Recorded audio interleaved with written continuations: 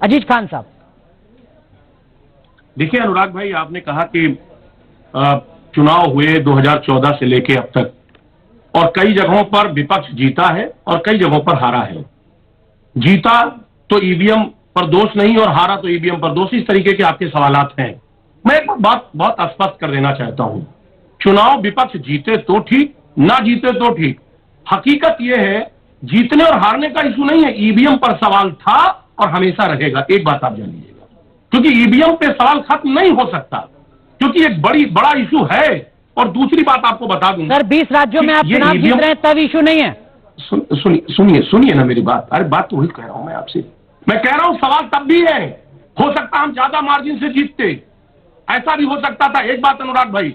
दूसरी बात, जब लगातार पूरा देश, जहां पर यह एक पर्व की तरह मनाया जाता है, चुनाव लोकतांत्रिक पर्व है, और यहां तक कि उस दिन इलेक्शन कमीशन ने भी कहा कि चुनाव का पर्व देश का गर्व, उन्होंने एक लाइन दिया। ठीक है, सवाल इस बात का है कि जो जनादेश है, अनुराग भाई सुन ले मेरी बात, कंप्लीट करने दें।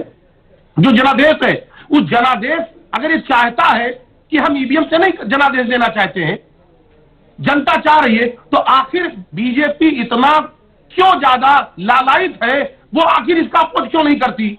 आखिर इसका अपोज क्यों नहीं करती? ये कौन तय करेगा कि जनता चाह रही है कि ईवीएम से चुनाव ना हो? डॉक्टर अजीज खान या कांग्रेस पार्टी? एक मिनट सर, एक मिनट सर, बात करने दें अनुराग जी, ऐसे नहीं बात होगी ना, मुझे कंप्लीट करने दें। लेकिन एक बात आप स्पष्ट समझ लीजिएगा कि चुनाव ईवीएम से कराएं या ना कराएं, एक बात आप जान लीजिए कि हम लोग पूरी तरह से कमर कस चुके हैं।